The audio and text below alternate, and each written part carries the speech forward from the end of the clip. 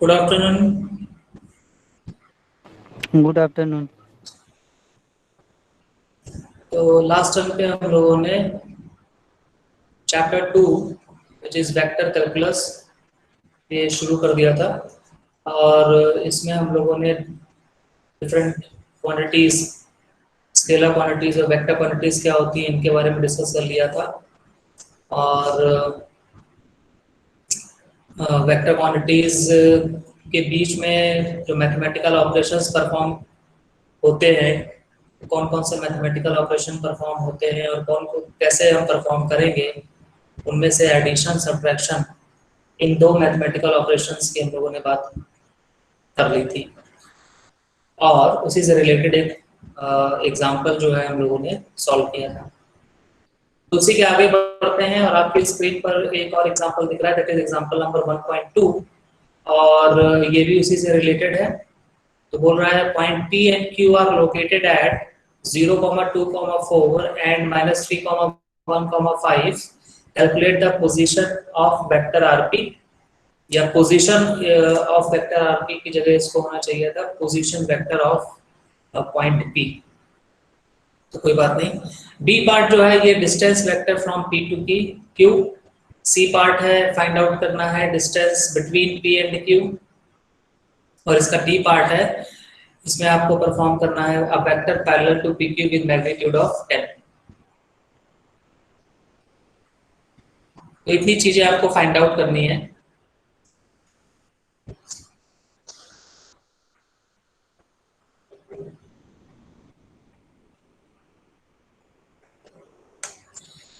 तो यहाँ पर पॉइंट P और Q की जो लोकेशन आपको दी हुई है 0, 2, 4 एंड -3, 1, 5, इससे आपको ये समझ में आ रहा है कि सिस्टम कौन सा है।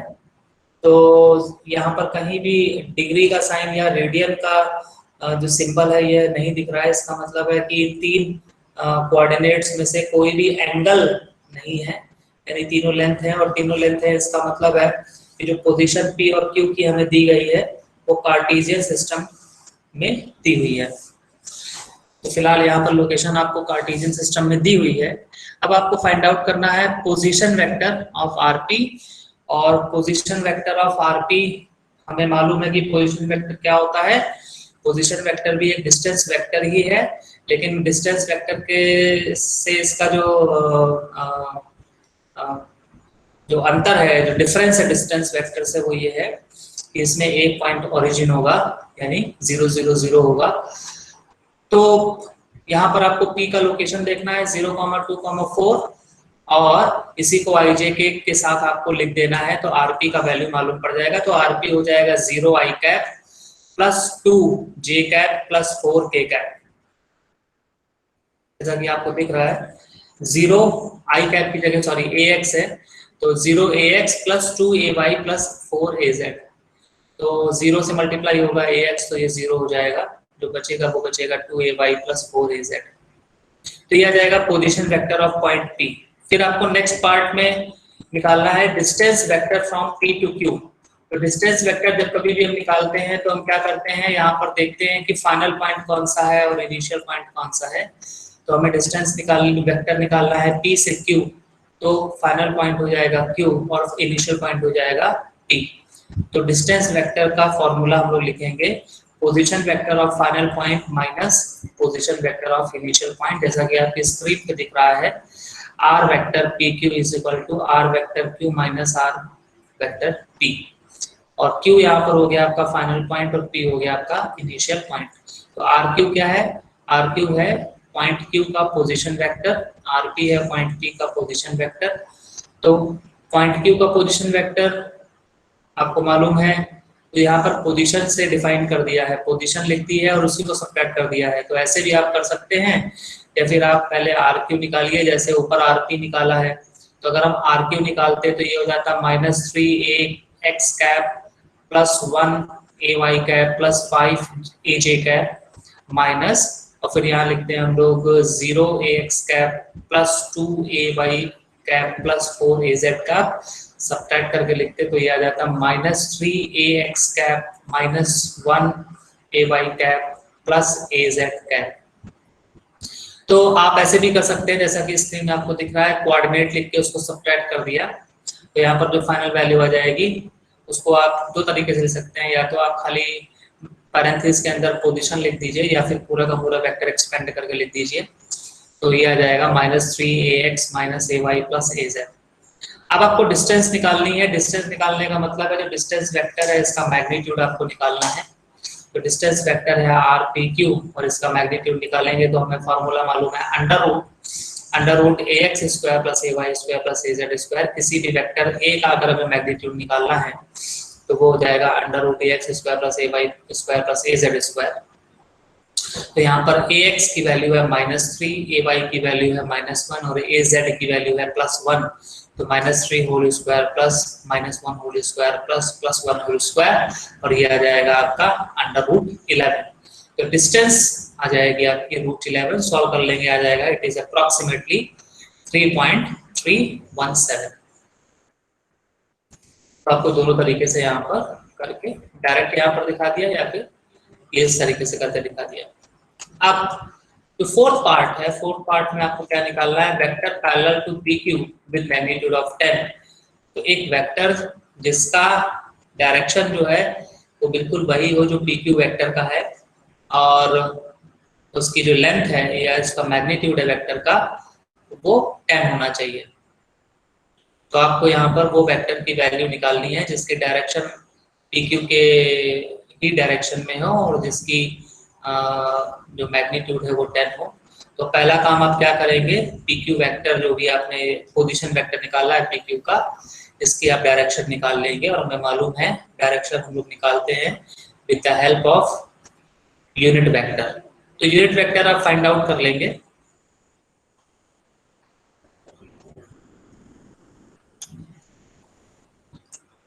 तो सबसे पहला काम हमें RPQ का यूनिट वेक्टर फाइंड आउट करना है। तो यहाँ पर देखिए RPQ का यूनिट वेक्टर हम कैसे फाइंड आउट करेंगे। हमें मालूम है किसी भी वेक्टर का यूनिट वेक्टर अगर आपको फाइंड आउट करना है तो आपके पास फॉर्मूला है vector divide by it's mod.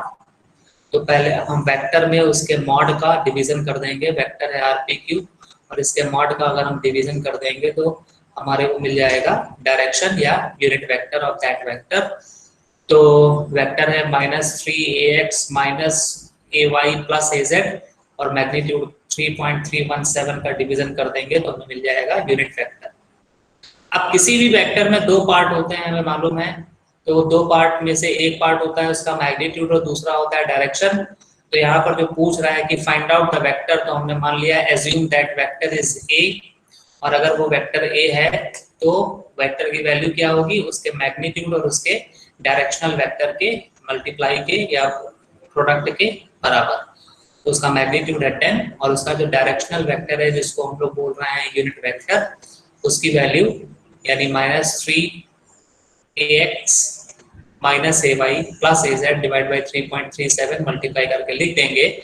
Simplify कर लेंगे तो हम लोग को ये आंसर मिल जाएगा। ध्यान रखिएगा कि यहाँ पर हम प्लस और माइनस दोनों साइन लगाएंगे क्योंकि ये बोल रहा है कि a vector which is parallel to the PQ vector.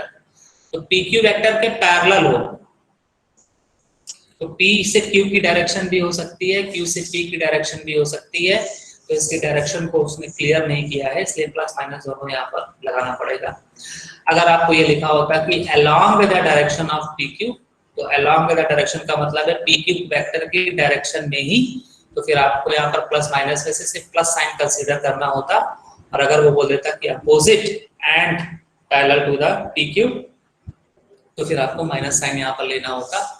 लेकिन वो सिर्फ पैरेलल की बात कर रहा है, वो अलोंग या अपोजिट की बात नहीं कर रहा है, इसलिए आपको प्लस और माइनस दोनों ही यहाँ पर साइन लेने पड़ेंगे। तो एक बड़ा आसान सा मतलब अगर आपने जो बेसिक चीजें हैं ये सीख ली हैं तो इस तरह के क्वेश्चंस बड़े नॉर्मल हो जाएंगे, आसानी से आप कर सकते हैं और कॉन्सेप्ट बिल्डअप करने के लिए ये क्वेश्चंस जरूरी हैं। तो इसी के नीचे पे इसी एग्जाम्पल से रिलेटेड एक अनसॉल्व्ड एग्जाम्पल दिया हुआ है प्रैक्टिस एक्सरसाइज 1.2 और इसमें आपको 2 पॉइंट की जगह 3 पॉइंट दिए हुए हैं P, Q and R। P का कोऑर्डिनेट सिस्टम दिया हुआ है 1, -3, 5। Q का कोऑर्डिनेट आपको दिया हुआ है 2, 4, 6 और R का कोऑर्डिनेट दिया है 0, 3, 8। और आपसे पूछ रहा है find the position vector of P and R। तो P पॉइंट का और R पॉइंट का आपको पोजीशन वेक्टर निकालना है। फिर आपको बताना है find out the distance vector QR। QR का डिस्टेंस वेक्टर बताना है। और फिर आपसे पूछ रहा है द डिस्टेंस बिटवीन QR। तो बिल्कुल वैसे ही करना है। आपको पोजीशन वेक्टर P पूछ रहा है तो आप यहाँ पर जो भी उसका कोऑर्डिनेट दिया हुआ है यूनिट वेक्टर के साथ मल्टीप्लाई करके सारे इसको सभी कोऑर्डिनेट वैल्यूज को ऐड करके लिख देंगे। जैसे कि P का पोजीशन वेक्टर अगर ये पूछ रहा है तो ये वैल्यू आ जाएगी ax minus 3ay plus 5az। इसी तरीके से अगर ये Q का पोजीशन वेक्टर पूछ रहा होता तो वैल्यू आ जाती है आपके पास 2ax plus 4ay plus 6az।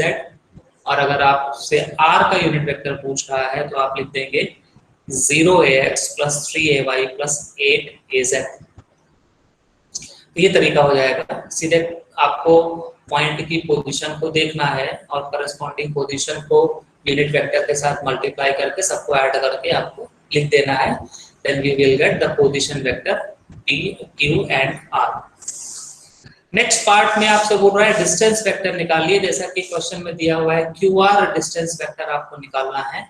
तो QR डिस्टेंस वेक्टर में आपको देखना पड़ेगा फाइनल पॉइंट कौन है, इनिशियल पॉइंट कौन है। तो जो पहले लिखा होता है वो इनिशियल पॉइंट होता है, जो बाद में लिखा होता है वो फाइनल पॉइंट होता है। इसका मतलब है Q जो है वो इनिशियल पॉइंट है और R फाइनल पॉइंट है। तो आपको यहाँ पर फॉर्मूला मिल जाएगा कि position vector of final point minus position vector of initial point. तो position of vector of final point का मतलब हो गया RR vector minus RQ vector. तो RR वेक्टर यानी position vector of final point क्या हो जाएगा, वो हो जाएगा आपका 0ax plus 3ay plus 8az और उसमें माइनस कर देंगे 2ax plus 4ay plus 6az, subtract कर देंगे और आंसर आ जाएगा हमारे पास that is minus of 2ax minus ay plus 2az। इसके बाद थर्ड पार्ट में आपसे पूछ रहा है कि distance between Q and R। तो डिस्टेंस का मतलब है मैग्नीट्यूड। QR वेक्टर का आपको मैग्नीट्यूड निकाल लेना है और मैग्नीट्यूड होता है under root component of vector along x direction square plus component of vector along y direction square plus component of vector along z direction square. तो ax under root ax square plus ay square plus az square. और QR vector का आपको ax मालूम है, वो हो जाएगा आपका -2 होल स्क्वायर, ay मालूम है this is minus of 1 whole square and az मालूम है +2 होल स्क्वायर। तो आ जाएगा आपका 4 + 4 + 1 यानी 9 √9 मतलब 3। That will be the answer. पढ़ते हैं नेक्स्ट क्वेश्चन की तरफ। नेक्स्ट क्वेश्चन है आपका एग्जांपल नंबर 1.3 जो कि आपकी स्क्रीन पे दिख रहा है और ये बता रहा है a river flows southeast at 10 km/h and boat flows upon it with its bow pointed in the direction of travel। बोल रहा है एक रिवर है जो कि साउथ ईस्ट डायरेक्शन में 10 km/h की स्पीड से फ्लो कर रही है और उसके ऊपर एक बोट है जिसकी जो बो है वो पॉइंटेड है डायरेक्शन ऑफ ट्रैवल। वो बो किस तरफ है, जिस तरफ वो बोट जा रही है। A man walks upon the deck at 2 km/h in the direction to the right and perpendicular to the direction of the boat's movement। बोल रहा है एक आदमी है उसी बोट के ऊपर जो कि डेक पर 2 किलोमीटर प्रति घंटे की डायरेक्ट रफ्तार से in the direction to the right, एक तो राइट एंड परपेंडिकुलर। तो राइट जिस डायरेक्शन में बोट जा रही है, बोट के मूवमेंट की डायरेक्शन के right normal perpendicularly right direction में जो आदमी है वो डेक पर 2 किलोमीटर प्रति घंटे की रफ्तार से मूव कर रहा है। आपको वेलोसिटी बतानी है, find the velocity of man with respect to earth. तो आपको velocity of man with respect to earth बतानी है। तो जो जो इन्फॉर्मेशन आपको गिवन है पहले आप वो यहाँ पर लिख लीजिए। तो उसको एग्जाम्पल को समझने के लिए आपके स्क्रीन पर एक डायग्राम आ रहा है, फिगर नंबर 1.6, और इस डायग्राम में सबसे पहला काम है आप नॉर्थ साउथ ईस्ट वेस्ट बना लीजिए, और इसके बाद रिवर की डायरेक्शन, जिस डायरेक्शन में रिवर फ्लो हो रही है वो डायरेक्शन में रिवर का फ्लो दिखा दीजिए। तो आपको क्वेश्चन में बता रहा है रिवर फ्लोज साउथ ईस्ट, तो यहाँ पर साउथ ईस्ट ये डायरेक्शन है, साउथ ईस्ट, यहाँ पर रिवर फ्लो कर रही है, तो इस डायरेक्शन में आपने बना लिया। और जो बोट की डायरेक्शन है वो उसी डायरेक्शन में है,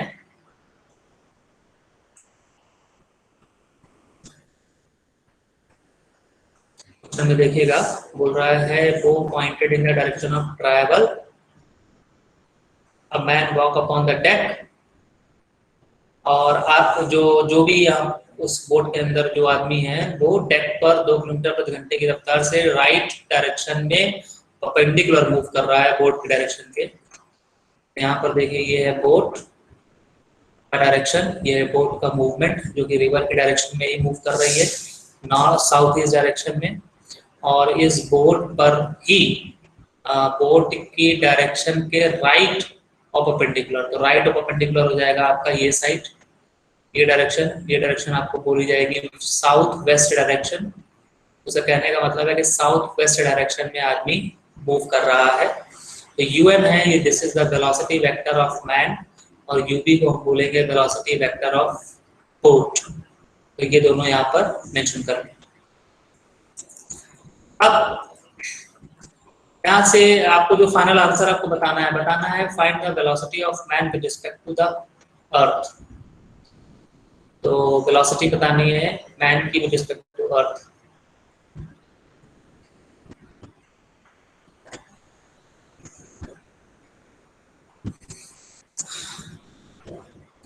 तो इसको देखते हैं कैसे करेंगे। तो सबसे पहले हम वेलोसिटी वेक्टर बोट का मान लेते हैं, सिंबलाइज किया है हमने इसको यू बी वेक्टर से, और इसकी वैल्यू कैसे लिखेंगे। तो यहाँ पर देखिए आप यूपी जो वेक्टर है, ये डायरेक्शन हमने मानी हुई है, ईस्ट डायरेक्शन पे एक्स माना हुआ है, और वाई डायरेक्शन पे हमने जो है वो नॉर्थ डायरेक्शन को वाई डायरेक्शन माना हुआ है। तो साउथ हो जाएगा आपका -y डायरेक्शन, और अगर ये डायरेक्शन है x तो ये डायरेक्शन हो जाएगी आपकी -x। तो ये बोट की वेलोसिटी वेक्टर है, तो इसके आप 2 कंपोनेंट करेंगे। 2 कंपोनेंट में से एक कंपोनेंट आएगा ईस्ट डायरेक्शन में और दूसरा कंपोनेंट आएगा साउथ डायरेक्शन में। तो ईस्ट डायरेक्शन का जो कंपोनेंट है उसको हम लोग लिखेंगे U B cos 45 plus sine के साथ आएगा, और ax यूनिट वेक्टर आएगा, और इसका जो परपेंडिकुलर वेक्टर है कंपोनेंट है उसकी वैल्यू आ जाएगी यू बी साइन 45, लेकिन यहाँ पर जो इसकी डायरेक्शन है वो हो जाएगी साउथ डायरेक्शन यानी -ay। यहाँ पर देखिएगा बोट की वेलोसिटी वेक्टर को लिखने का तरीका क्या है, वो है बोट की जो भी वेलोसिटी है that is 10 given in the question, cos 45 component हो गया x डायरेक्शन में, और -sin 45 हो गया कंपोनेंट आपका y डायरेक्शन में। सिंप्लीफाई करेंगे तो ये आ जाएगा किलोमीटर पर आवर में 7.071 ax -7.071 ay kilometre per hour. अब देखिएगा, तो एज्यूम कर लेते हैं कि velocity of the man with respect to boat ये कितना है, तो ये है um, ये है um, इसको हम लोग मान लेते हैं, और ये वैल्यू देखिए तो यहाँ पर ये बनी है um, इसके 2 कंपोनेंट करेंगे। एक कंपोनेंट हो जाएगा वेस्ट डायरेक्शन में और एक हो जाएगा साउथ डायरेक्शन में। आदमी की जो वेलोसिटी है वो है 2 किलोमीटर पर आवर, तो इस वैल्यू को हम वेक्टर फॉर्म में कन्वर्ट करके कैसे लिखेंगे, तो आ जाएगा 2 in bracket minus of cos 45 ax यानी x डायरेक्शन में एंड -sin 45 y डायरेक्शन में। सिंप्लीफाई करेंगे तो ये आ जाएगा velocity of man with respect to boat. अब एक बेसिक फार्मूला 12th में आपने रिलेटिव मोशन में पढ़ा होगा, velocity of a with respect to b is equal to velocity of a minus velocity of b। तो यहाँ पर भी velocity of man with respect to boat is equal to velocity of man minus velocity of boat. तो यहाँ पर आपको निकालना है वेलोसिटी ऑफ मैन तो वेलोसिटी ऑफ मैन आप विद रिस्पेक्ट टू ग्राउंड निकालना है तो ये आ जाएगी velocity of man with respect to boat plus velocity of boat.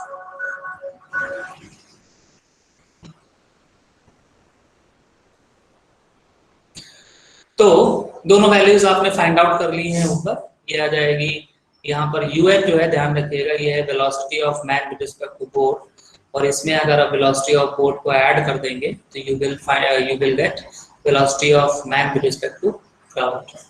ये आ जाएगा velocity of man with respect to ground which is 5.657 along the x direction minus 8.485 along y direction.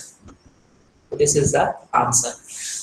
इसी आंसर को आप ऐसे भी लिख सकते हैं मैग्नीट्यूड और एंगल के फॉर्म में। तो मैग्नीट्यूड निकालेंगे तो आ जाएगा under root of square of the component along x direction plus square of the component along y direction. Solve करेंगे तो इट विल बी 10.2 और दोनों के बीच में एंगल हो जाएगा tan inverse component along y direction minus divided by component along x direction. Solve करेंगे तो आ जाएगा 56.3 डिग्रीज। तो ये वेक्टर को एंगल फॉर्म में रिप्रेजेंट करने का तरीका है और ये वेक्टर को डायरेक्शनल वेक्टर के फॉर्म में रिप्रेजेंट करने का तरीका है।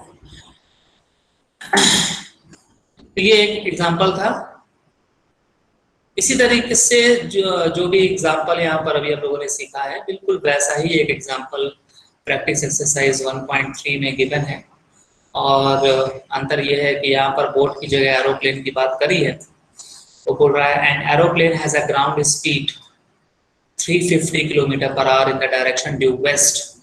तो बोल रहा है सबसे पहली चीज यहाँ पर एरोप्लेन की वेलोसिटी आपको ग्राउंड के रिस्पेक्ट में दी गई है और इसकी डायरेक्शन आपको दी गई है west. If there is a wind blowing north west, और बोल रहा है कि यहाँ पर अगर हवा चल रही है with speed 40 km/h in the direction north west, तो आपको कैलकुलेट करना है true speed, true air speed and heading of the airplane.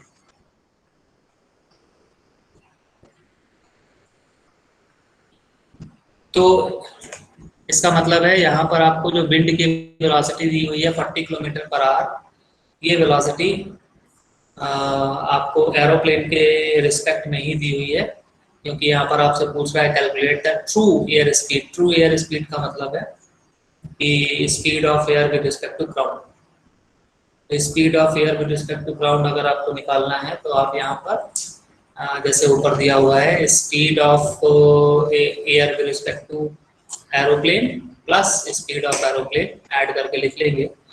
और अब काम ये करना है कि यहाँ पर जो वेलोसिटी दी हुई है एयरप्लेन की, इसको वेक्टर फॉर्म में वेलोसिटी वेक्टर लिखना है, इसका वेक्टर फॉर्म में लिखना है, और जो विंड की वेलोसिटी दी है इसको भी आपको वेक्टर फॉर्म में लिखना है, दोनों को ऐड कर देना है तो वैल्यू आ जाएगी, यानी वेक्टर फॉर्म आ जाएगा। वेक्टर फॉर्म से फिर उसको आपको एंगल फॉर्म में कन्वर्ट कर देना है। तो एंगल फॉर्म में आपको ध्यान रखिएगा ये जो पहला वाला पार्ट है, ये पहला पार्ट जैसा कि इसमें जो आंसर है 379.3, ये कैसे आएगा, तो जो भी वेक्टर आएगा उसका आप मैग्नीट्यूड निकाल लेंगे, ये आ जाएगा पार्ट, और ये जो एंगल है वो थीटा निकालने से आ जाएगा, tan इनवर्स y/x से आ जाएगा। तो बिल्कुल जैसा एग्जांपल ऊपर दिया है उसी से रिलेटेड यहाँ पर एग्जांपल दूसरा दिया हुआ है सीखने के लिए। तो इसको आप करके देखिएगा और आप पाएंगे कि आपका आंसर आ जाएगा। तो ये छोटे छोटे बेसिक्स हैं जो कि हम लोगों को सीखने हैं और बड़े ध्यान से सीखने हैं, क्योंकि हर जगह वेक्टर नोटेशन के तरीके, ये सब चीज़ें हमें आनी चाहिए, तभी हम कोई भी क्वेश्चन को समझ पाएंगे और उसको हम अप्रोच कर पाएंगे। तो हम देखते हैं अगला जो टॉपिक है वो है वेक्टर मल्टीप्लिकेशन, जो कि आपकी स्क्रीन पे दिख रहा हुआ है। तो वेक्टर मल्टीप्लिकेशन का मतलब है कि हमारे पास दो वेक्टर क्वांटिटीज हैं जिनको हमें मल्टीप्लाई करके लिखना है। ध्यान हमें ये रखना है कि हमारे पास जब हम वेक्टर मल्टीप्लिकेशन करते हैं तो दो तरीके होते हैं, और जब हम स्केलर मल्टीप्लिकेशन कर रहे होते हैं, मतलब दो फिजिकल क्वांटिटीज हैं जो कि स्केलर हैं, उनमें मल्टीप्लिकेशन करने का एक ही तरीका होता है जिसको हम सिंपल मतलब मल्टीप्लिकेशन ही बोलते हैं, क्योंकि हम लोग रोज डेली लाइफ में हम लोग यूज करते हैं। लेकिन वेक्टर क्वांटिटीज के केस में जब हमें मल्टीप्लाई करना होता है तो फिर हमारे पास दो तरीके हैं, एक होता है डॉट प्रोडक्ट और दूसरा होता है क्रॉस प्रोडक्ट। तो हम दो वेक्टर क्वांटिटीज को इन दोनों में से किसी भी एक तरीके को यूज करके कर सकते हैं। तो आप यहाँ पर सोच रहे होंगे कि दोनों में डिफरेंस क्या है। तो डिफरेंस देखिए ये है कि दो वेक्टर क्वांटिटीज को मल्टीप्लाई करके हमें स्केलर क्वांटिटी या वेक्टर क्वांटिटी दोनों में से कुछ भी मिल सकता है। तो अगर हम चाहते हैं कि दो वेक्टर को मल्टीप्लाई करके हमें स्केलर क्वांटिटी मिले, तो हम दोनों वेक्टर क्वांटिटी जो गिवन वेक्टर क्वांटिटीज हैं उनके बीच में डॉट प्रोडक्ट करेंगे। जैसे कि अगर आपको याद हो तो आप प्रीवियस क्लासेस में आप वर्क डन कैलकुलेट करते थे W, और W हम लोगों ने पढ़ा है force into displacement with angle, cosine of the angle. तो उसको अगर हम वेक्टर फॉर्म में पढ़ते थे तो ये है फोर्स और फोर्स वेक्टर और डिस्प्लेसमेंट वेक्टर का डॉट प्रोडक्ट। तो फोर्स वेक्टर और डिस्प्लेसमेंट वेक्टर का डॉट प्रोडक्ट क्या होता है? वर्क डन होता है। तो हमें ध्यान यहाँ पर ये रखना है कि वर्क डन जो है वो एक स्केलर क्वांटिटी होती है। फोर्स वेक्टर क्वांटिटी है, डिस्प्लेसमेंट वेक्टर क्वांटिटी है। इसका मतलब है दो वेक्टर क्वांटिटीज का प्रोडक्ट जो है वो हमें कैसा चाहिए? वो हमें एक स्केलर क्वांटिटी के रूप में चाहिए। तो हमें डॉट प्रोडक्ट करना पड़ेगा, यानी W which is work done उसको हम लोग F डॉट D ऐसे भी लिख सकते हैं, F vector dot D vector. अब हम बात करते हैं अगर हमें चाहिए दो वेक्टर क्वांटिटीज का प्रोडक्ट वेक्टर हो, जैसे कि हम लोग टॉर्क की बात करते हैं जब, तो टॉर्क क्या होता है? टॉर्क होता है force into distance into sine of the angle. तो force into distance into sine of the angle, यानी यहाँ पर भी अगर आप देखिए सारी क्वांटिटीज वही हैं, फोर्स इनटू डिस्टेंस यहाँ पर भी है, लेकिन साइन ऑफ द एंगल है। साइन ऑफ एंगल की प्रेजेंस आपको यहाँ पर बता रही है कि दो वेक्टर क्वांटिटीज हैं, force vector and displacement vector, उनके बीच में क्रॉस प्रोडक्ट अगर हम करेंगे तो हमें टॉर्क मिलेगा। तो ये दो बहुत बेसिक एग्जांपल है जिनको हम लोग प्रीवियस क्लासेस में भी देख चुके हैं। हम लोग वर्क डन भी हम लोग कैलकुलेट कर रहे थे वहां पर, और टॉर्क भी कैलकुलेट कर रहे थे।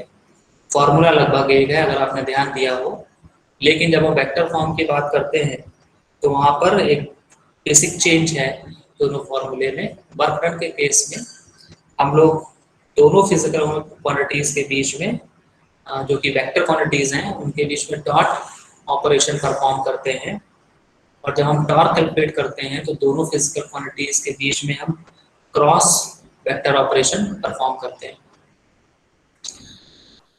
तो ध्यान रखने वाली बात है, दो तरीके से हम प्रोडक्ट को कर सकते हैं। अब अगर आपको दो वेक्टर क्वांटिटी की जगह तीन वेक्टर क्वांटिटी दी गई हैं तो फिर आपकी स्क्रीन पे दिख रहा होगा कि आप ट्रिपल प्रोडक्ट्स भी यूज कर सकते हैं। ट्रिपल प्रोडक्ट में भी हम दो कैटेगरी बना सकते हैं broadly, scalar triple product and vector triple product. Scalar triple product यानी A dot B cross C, यानी B और C के बीच में क्रॉस करेंगे, इसके बाद फिर हम A के साथ डॉट करेंगे। ध्यान रखिएगा यहाँ पर आप वो मत करिएगा जैसे हम लोगों ने पढ़ा था कि A के साथ पहले हम अगर ये ब्रैकेट की पोजीशन चेंज कर दें, A और डॉट B निकाल दें और फिर C क्रॉस कर दें, तो ये पॉसिबल नहीं होगा। और तो यहाँ पर जो ऑपरेशन पैरेंथेसिस जहाँ पर लगा हुआ है वहीं पर लगा रहेगा, इसको आप चेंज, इस पैरेंथेसिस की पोजीशन को आप चेंज नहीं कर सकते हैं, ये हमें ध्यान रखना रहेगा। तो यहाँ पर A dot B cross C यही ऑपरेशन है, इसको हम लोग बोलेंगे स्केलर ट्रिपल प्रोडक्ट। इसी तरीके से दूसरा ऑपरेशन है A cross B cross C vector triple product. यहाँ पर आप जो ब्रैकेट की पोजीशन है इसको हम लोग चेंज कर सकते हैं, आप A cross B cross C भी कर सकते हैं, बात वही आएगी, लेकिन ऊपर वाले में आप ब्रैकेट की पोजीशन को चेंज नहीं कर सकते हैं। तो एक एक करके समझते हैं इसको। तो सबसे पहले देखिए आपके स्क्रीन में दिख रहा है विच इज डॉट प्रोडक्ट, और इसकी डेफिनेशन यहाँ पर देखिए क्या लिखी है। The dot product of to vectors A and B written as A dot B is defined geometrically as the product of magnitude of A and B and the cosine of the smaller angle between them when they are drawn tail to tail। तो बोल रहा है dot product अगर आपको लिखना है तो हम कैसे डिफाइन करेंगे, इसको लिखेंगे ए डॉट बी करके, A vector dot B vector करके। और इसका क्या मतलब है, it is a product of the magnitude of A and B and the cosine of the smaller angle between them when they are drawn tail to tail. तो पहले बोल रहा है कि दो वेक्टर ए एंड बी है, उन दोनों को पहले आप ड्रॉ कर लीजिए इस तरीके से कि दोनों की टेल कॉमन हो, और उन दोनों के टेल जब कॉमन करके हमने उसको ड्रॉ किया तो उनके बीच में एक एंगल क्रिएट होगा। वो जो एंगल है वो स्मॉलर एंगल, क्योंकि एक एंगल होगा जो स्मॉलर होगा और दूसरा एंगल एक वाइडर होगा। जब आप बाहर से मेजर करेंगे तो वो वाइडर एंगल बनेगा। जैसा कि अगर यहाँ पर कहीं दिखा रहे हो, जैसे आपकी स्क्रीन में दिख रहा है, यहाँ पर अगर हम वेक्टर ए और वेक्टर बी दो ले लें तो एक एंगल तो ये बन रहा है जो अंदर की तरफ बन रहा है, और दूसरा एंगल ये बाहर से अगर हम देखें तो ये बड़ा सा एंगल बन रहा है। तो आपको ये बोल रहा है कि जो स्मॉलर एंगल बन रहा है उसका कोसाइन लेना है। तो ये जो एंगल बन रहा है, मान लीजिए अगर ये 30 डिग्री है तो ये 30 डिग्री आपको लेना है, क्योंकि बाहर जो बनेगा वो बन जाएगा 330 डिग्री। तो आपको कोसाइन ऑफ 330 नहीं लेना है, कोसाइन ऑफ 30 लेना है, जो स्मॉलर एंगल है उसका कोसाइन लेना है। तो इस चीज का हमें विशेष यहाँ पर ध्यान देना होगा। तो फिर से आते हैं इसकी डेफिनेशन में, एक बार फिर से देखिए इसको। ये बोल रहा है it is defined as a product of the magnitude of vector A and vector B and the cosine of the smaller angle between them when they are drawn tail to tail. तो अगर हम diagram को देखें तो यहाँ पर आप देखिए दोनों ही वेक्टर को इस तरीके से ड्रॉ किया है कि दोनों की टेल कॉमन है, और जब ऐसा ड्रॉ किया है तो उनके बीच में जो बनने वाला स्मॉलर एंगल है वो हमने लिया है कॉस के साथ। तो अगर ये 30 डिग्री है एंगल तो ये cos 30 हमें यहाँ पर लेना है। तो वापस आते हैं, फॉर्मूला क्या बन जाएगा, फॉर्मूला बन जाएगा A vector dot B vector is equal to A B cos theta. Theta यहाँ पर देखिए कैसे डिफाइन किया गया, it is a smaller angle between A and B, और ए डॉट बी जो रिजल्ट है it is a scalar product, it is known as scalar product, क्योंकि यहाँ पर ये जो क्वांटिटी हमें मिल रही है ए डॉट बी करके ये स्केलर क्वांटिटी है। चाहे तो आप देख लीजिए ये यहाँ पर जो हम लोगों ने लास्ट उन पे देखा था कि जो फॉन्ट साइज है, फॉन्ट का बोल्ड है कि नॉर्मल लिखा है फॉन्ट, इस बुक के अंदर वेक्टर नोटेशन में यूज किया गया है बोल्ड फॉन्ट, और जो नॉर्मल फॉन्ट है वो आपको स्केलर क्वांटिटीज के लिए यूज किया गया है।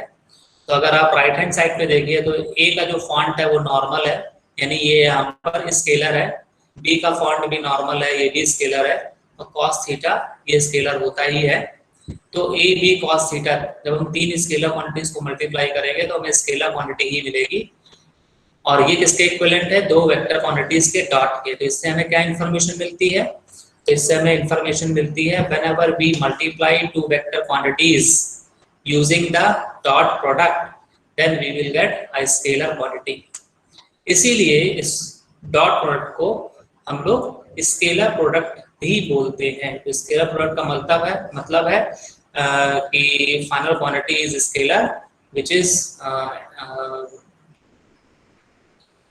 received by the dot product by performing the dot product between the two vectors।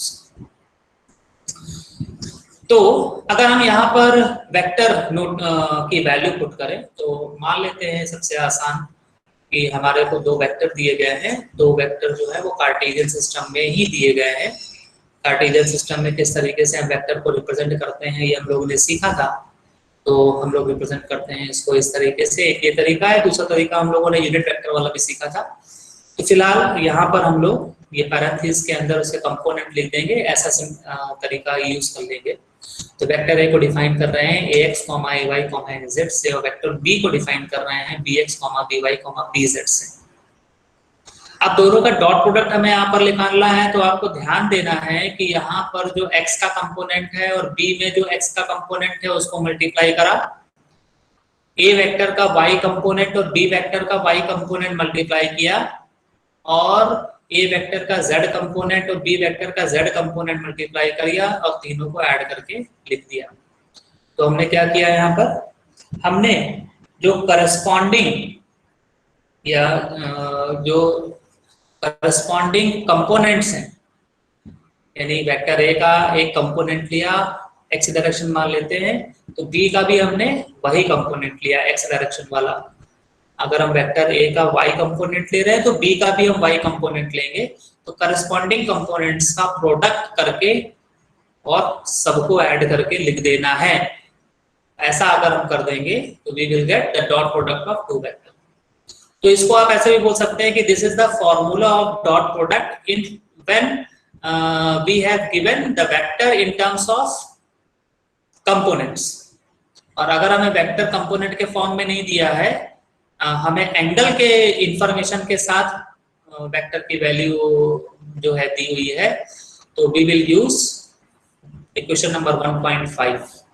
तो इक्वेशन नंबर 1.15 और equation number 1.16 A dot B दोनों ही इक्वेशन में निकाला जा रहा है, लेकिन दोनों इक्वेशन में डॉट प्रोडक्ट को कैलकुलेट करने का जो तरीका है वो अलग है। इक्वेशन नंबर 1.15 हम लोग तब यूज करेंगे जब वेक्टर की इंफॉर्मेशन एंगल के फॉर्म में और मैग्नीट्यूड के फॉर्म में दी होगी। और अगर हमें वेक्टर की इंफॉर्मेशन उसके कंपोनेंट्स के फॉर्म में दी हुई है, then we will use equation number 1.16।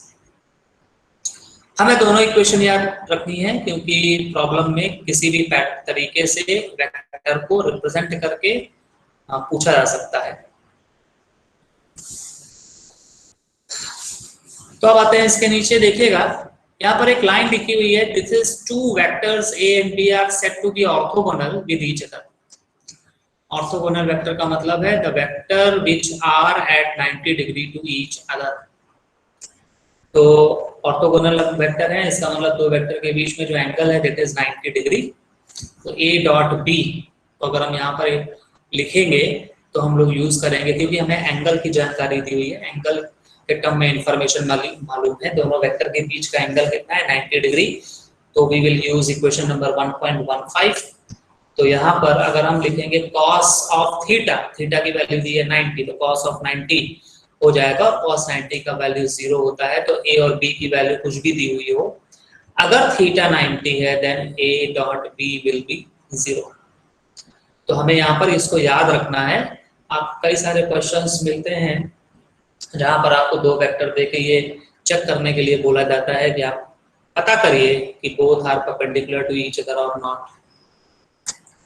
तो अगर आपको परपेंडिकुलर चेक करना है तो याद रखिएगा आपको डॉट प्रोडक्ट दोनों वेक्टर का फाइंड आउट करके चेक कर लेना है वेदर इट इज 0 और not. If it is 0 means both the vectors are at 90 degree to each other. If they are not at 90 degree to each other, it means a dot b will not be 0. तो ये एक बड़ा important point है जिनपे question बनता है। अब आते हैं नेक्स्ट पॉइंट पे कि डॉट प्रोडक्ट जो है वो किन किन रूल्स को फॉलो करता है। तो आपके स्क्रीन पे दिख रहा है, पहला लॉ है दैट इज कम्यूटेटिव लॉ। ये कम्यूटेटिव लॉ जो है हम लोग पहले भी पढ़ चुके हैं। कम्यूटेटिव लॉ जब हम लोगों ने शुरुआत में पढ़ा था वेक्टर्स और स्केलर क्वांटिटीज के बारे में। तो कम्यूटेटिव लॉ का मतलब है कि position doesn't matter, position change करने पर भी जो रिजल्टेंट वैल्यू है वो चेंज ना हो, तो हम बोलेंगे कि वो जो ऑपरेशन है वो कम्यूटेटिव है। तो यहाँ पर देखिए ऑपरेशन क्या है, डॉट, और दो वेक्टर हैं वेक्टर ए और वेक्टर बी, उनके बीच में एक डॉट ऑपरेशन अप्लाई हो रहा है। तो अगर आपने पोजीशन चेंज भी कर दी, मतलब ए की जगह बी को और बी को की जगह ए को रख दिया, then you will get B dot A. तो अगर आप ए डॉट बी का फॉर्मूला बनाए तो it will be A into B into cos theta, और बी डॉट ए का वैल्यू फॉर्मूला बनाया then it is B into A into cos theta. अब a into B into cos theta लिखिए, चाहे b into A into cos theta लिखिए, because the final outcome is a scalar quantity, then a into b into cos theta is exactly equal to the b into a into cos theta. It means a dot b is exactly equal to b dot a. तो a dot b और b dot a ये दोनों equal होंगे, इसका मतलब है कि जो डॉट ऑपरेशन है it is commutative. Next point पर आते हैं which is distributive law. Distributive law भी हम लोगों ने देखा था। तो डिस्ट्रीब्यूटिव लॉ यहाँ पर देखिएगा, मतलब हम लोग बोल सकते हैं कि डिस्ट्रीब्यूट जो इक्वेशन आपको दिख रहा है इक्वेशन नंबर 1.18, इसके माध्यम से हम बोल सकते हैं कि dot operation is distributed over addition operation. तो डॉट ऑपरेशन यहाँ पर देखिए आपने लिखा हुआ है ब्रैकेट के अंदर b प्लस सी और फिर ब्रैकेट के बाहर है डॉट करके a। तो हमने इसको ओपन किया तो ये आया a dot b a dot c। तो डिस्ट्रीब्यूट क्या हुआ डॉट ऑपरेशन किसके ऊपर b प्लस सी या प्लस ऑपरेटर के ऊपर। तो यहाँ पर हमने लिखा a dot b plus a dot c। तो हम लोग बोल सकते हैं dot operation is distributed over addition operation. इसी तरीके से आप यहाँ पर माइनस भी लगा सकते हैं। अगर आप माइनस लगा देंगे तो यहाँ पर आ जाएगा a dot B minus a dot C. तो हम बोल सकते हैं dot operation is distributed over subtraction operation. और हमें मालूम है एडिशन सब्ट्रैक्शन को भी हम एडिशन के फॉर्म में रिप्रेजेंट कर सकते हैं। तो इसका मतलब है डिस्ट्रीब्यूटिव लॉ वहां पर भी फॉलो हो रहा है। तीसरी जो प्रॉपर्टी है डॉट प्रोडक्ट की जो कि बहुत ज्यादा यूज होती है वो है a dot a is equal to a square. a dot a का क्या मतलब है कि एक वेक्टर का उसी वेक्टर के साथ डॉट ऑपरेशन करने से हमें क्या मिलता है, एक वेक्टर का उसी वेक्टर के साथ डॉट ऑपरेशन करने से हमें वेक्टर के मैग्नीट्यूड का स्क्वायर मिलता है। तो अब dot product of a vector by itself gives the square of the magnitude of that vector। तो ध्यान रखिएगा ये स्टेटमेंट कि dot product of a vector by itself gives the square of the magnitude of the vector। तो यहाँ पर ये information आपको मिलेगी a dot a is equal to a square. आते हैं नेक्स्ट पार्ट पे। तो इसी इक्वेशन नंबर 1.19 को यूज करके ये नीचे की इंफॉर्मेशन लिखी हुई है।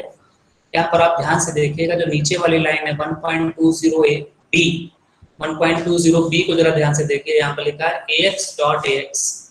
तो a क्या है यहाँ पर हमने आपको बताया है symbol small a subscript x का मतलब है unit vector along x direction. उसके साथ में डॉट किया है उसी यूनिट वेक्टर का x डायरेक्शन वाले ax डॉट ax।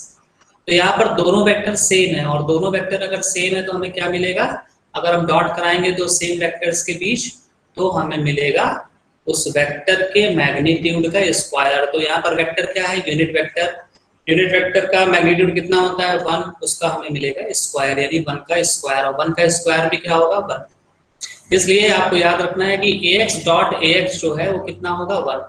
इसी तरीके से आप यहाँ पर लिख सकते हैं इसको ay dot ay it is also 1। 1 is what? 1 is the square of the magnitude of the vector। Vector क्या है यहाँ per unit vector along x या फिर यूनिट वेक्टर along y या फिर यूनिट वेक्टर along z।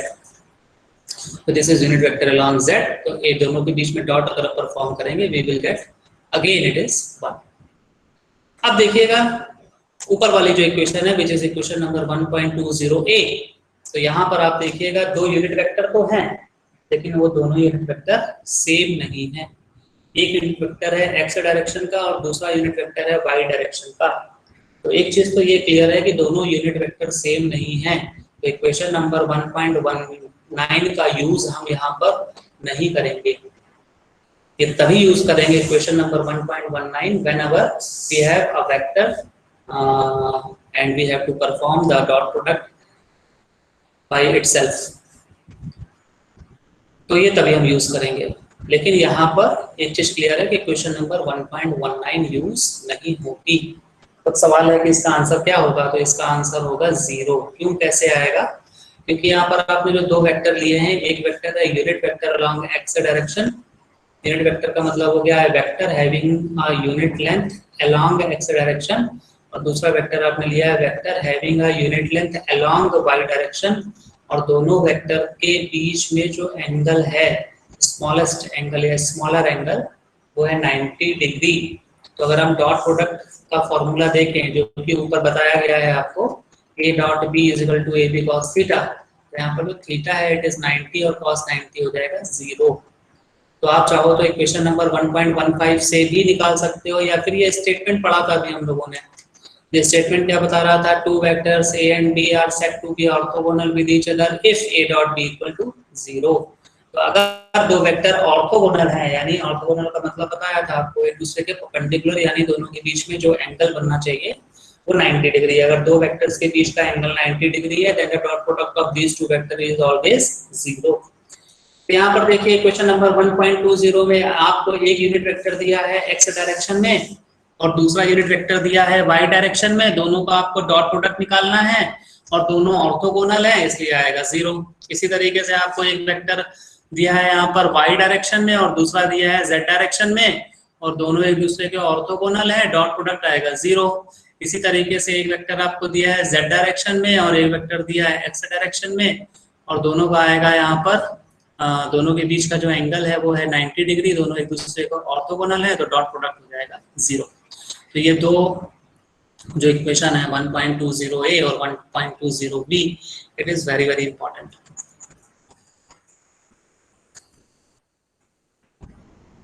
अब बढ़ते हैं हम लोग नेक्स्ट टॉपिक की तरफ, विच इज क्रॉस प्रोडक्ट।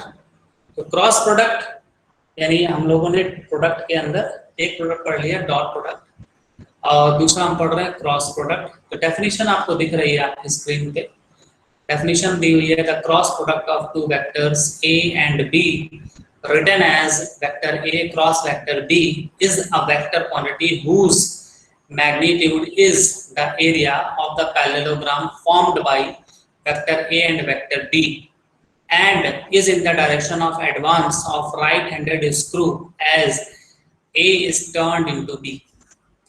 तो बोल रहा है जो क्रॉस वेक्टर का या क्रॉस प्रोडक्ट का जो वैल्यू है वो किसके बराबर होती है।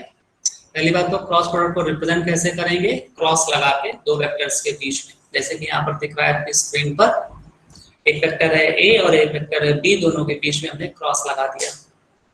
अब क्योंकि क्रॉस प्रोडक्ट जो है वो स्केलर वेक्टर क्वांटिटी हमें देता है, तो कैसे ये क्वांटिटी कैसे मिलेगी, तो बोल रहा है दोनों वेक्टर को मल्टीप्लाई करिए और साथ में बोल रहा है कि वो बेसिकली क्या देता है, parallelogram, area of the parallelogram. Area of the parallelogram क्या होता है, AB sin theta, AB sin theta. यहाँ पर ये वाला A जो है इसका फॉन्ट नॉर्मल है, ध्यान रखना। तो अगर ये फॉन्ट नॉर्मल है तो ये स्केलर दिया हुआ है, तो AB sin थीटा ये पूरा नॉर्मल फॉन्ट है, ये स्केलर क्वांटिटी है। और ये एरिया ऑफ द पैरेललोग्राम है, तो area of the parallelogram, cross product gives area of the parallelogram. और क्योंकि cross product is gives the vector quantity, it means the resultant value have direction and the direction is represented by the advance of right-handed screw as A is turned into B.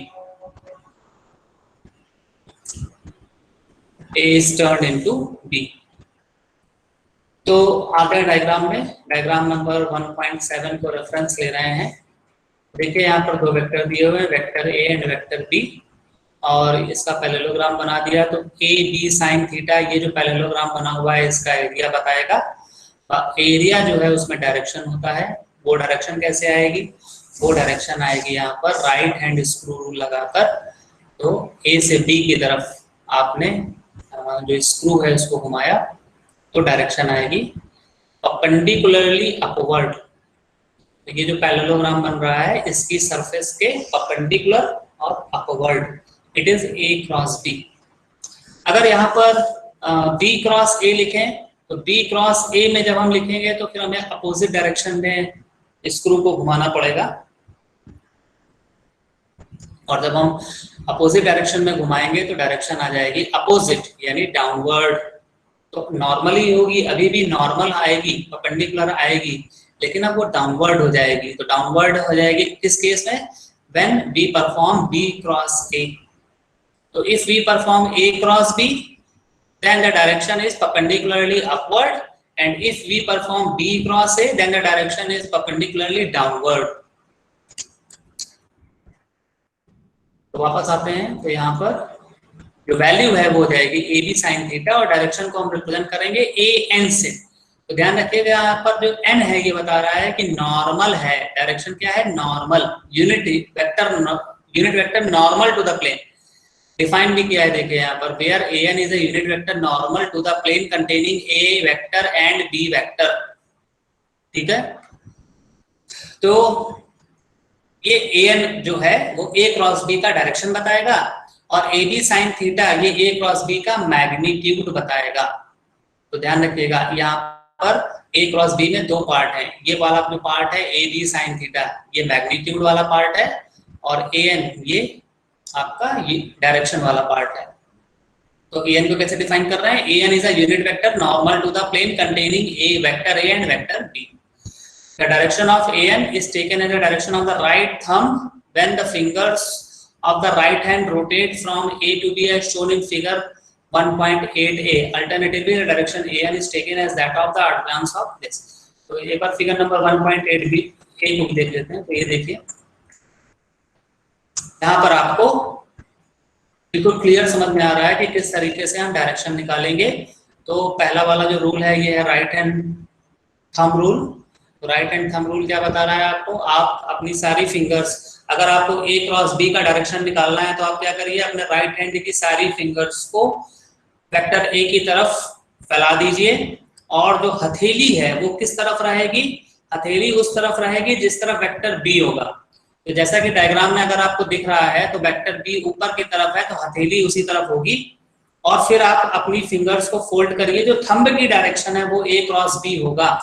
तो यहाँ पर जिस तरीके से ये diagram बना हुआ है, इस डायग्राम के अकॉर्डिंग अगर आप अपने राइट हैंड की फिंगर्स को वेक्टर a की तरफ फैलाइए इस तरीके से कि हथेली b डायरेक्शन में b की तरफ रहे, तो b की तरफ रहे तो फिर फिंगर्स को फोल्ड करिए तो आप पाएंगे कि जो थंब है it gives the direction which is perpendicularly upward to the plane containing the vector. या फिर आप यहाँ पर राइट हैंड स्क्रू रूल का यूज कर लीजिए। तो राइट हैंड स्क्रू रूल, आप स्क्रू को ऐसे घुमाइए इस तरीके से जैसे a क्रॉस b होना है, पहले a मिले फिर b मिले, तो आप स्क्रू को घुमाइए तो ये स्क्रू ऊपर की तरफ जाएगा। इसका मतलब है कि direction of a cross b is perpendicularly upward. तो अगर आपको यहाँ पर b क्रॉस a करना है तो आप राइट हैंड की उंगलियों को b की तरफ फैलाइए और हथेली अब किधर रहनी चाहिए, a की तरफ, और फिर फिंगर को फोल्ड करिए तो आप पाएंगे जो थंब है दिया जाएगा आपका डाउनवर्ड। तो डायरेक्शन हो जाएगी b क्रॉस a की परपेंडिकुलरली डाउनवर्ड। इसी तरीके से अगर आप यहाँ पर देखिए इस स्क्रू को आप b से a की तरफ अगर रोटेट करेंगे तो ये नीचे की तरफ आएगा, नीचे की तरफ आएगा। इसका क्या मतलब है कि b क्रॉस a की डायरेक्शन हो जाएगी परपेंडिकुलरली डाउनवर्ड। तो ये दो मेथड है हमारे पास एक क्रॉस प्रोडक्ट में डायरेक्शन को फाइंड आउट करने की। तो पहला जो रूल है वो है राइट हैंड रूल और दूसरा जो रूल है वो है राइट हैंडेड स्क्रू रूल। तो ये दोनों ही रूल हमें याद रखने हैं। एक और तरीका है क्रॉस प्रोडक्ट को फाइंड आउट करने का, वो है डिटरमिनेंट फॉर्म, जो कि आपके स्क्रीन में दिख रहा है question number 1.22a। Question number 1.22a ये भी क्रॉस प्रोडक्ट की वैल्यू बताता है लेकिन डिटरमिनेंट फॉर्म है ये। तो आप ध्यान रखिएगा क्रॉस प्रोडक्ट को फाइंड आउट करने के भी आपके पास दो तरीके हैं और ये दोनों तरीके अलग अलग जगहों पर यूज करेंगे। एक है आपका method 1 which is given in equation number 1.21 and दूसरा है आपका method number 2 which is given in equation number 1.22। जो बेसिक डिफरेंस है वो ये है, whenever the vector is defined in terms of angle and you have to find out the cross product of the two vectors, then you have to use equation number 1.2. And if there is a vector which is represented by the component, by its component, and you have to find out the cross product between the vectors, then you will use determinant form of the product. तो देखिए determinant form को कैसे लिखा हुआ है। तो यहाँ पर देखिए 3x3 की मैट्रिक्स है बेसिकली। इसमें जो पहली रो है, पहली रो में आप यूनिट वेक्टर लिखेंगे और पहला वेक्टर है x डायरेक्शन का, दूसरा y डायरेक्शन का, तीसरा z डायरेक्शन का, और दूसरी रो में आप वो वेक्टर लिखेंगे जो यहाँ पर क्रॉस में पहले आया है। तो यहाँ पर a पहले आया है तो a अगर पहले आया है तो दूसरी लाइन में आप a के कंपोनेंट लिखेंगे। x डायरेक्शन में x का कंपोनेंट रहेगा, y डायरेक्शन के नीचे y का कंपोनेंट रहेगा और z डायरेक्शन के नीचे z वाला कंपोनेंट रहेगा। और तीसरी वाली लाइन में हम वो वेक्टर लिखेंगे जो क्रॉस के राइट हैंड साइड पर आपको दिया होगा। तो राइट हैंड साइड पे आपको बी वेक्टर दिया गया है, तो बी वेक्टर का एक्स डायरेक्शन में जो कंपोनेंट है वो यूनिट वेक्टर है एक्स का, उसके नीचे लिखेंगे। तो unit vector along Y direction के नीचे हम वेक्टर बी का वाई डायरेक्शन का कंपोनेंट लिखेंगे, और यूनिट वेक्टर अलोंग जेड के नीचे हम लोग वेक्टर बी का जेड कंपोनेंट लिखेंगे। तो ये डिटरमिनेंट फॉर्म है, और इसके नीचे इक्वेशन दिया हुआ है which is equation number 1.22b। तो ये हम लोग सॉल्व करके लिखेंगे। ये सॉल्व करने का तरीका आपको मालूम है, इंजीनियरिंग मैथमेटिक्स आपने पढ़ी होगी तो उसमें आपको सिखाया गया होगा। तो उस तरीके से हम लोग यहाँ पर इसको सिंप्लीफाई करके लिख सकते हैं। तो ये कुछ ऑपरेशंस थे जो हम लोगों ने आज सीखे। क्रॉस प्रोडक्ट सीखा हम लोगों ने, और डॉट प्रोडक्ट हम लोगों ने सीखा। अब हम लोग इसी के आगे जो है नेक्स्ट टर्म पे देखेंगे। तो आज के लिए इतना रखते हैं, और नेक्स्ट टर्म पे हम लोग इसके आगे रखेंगे।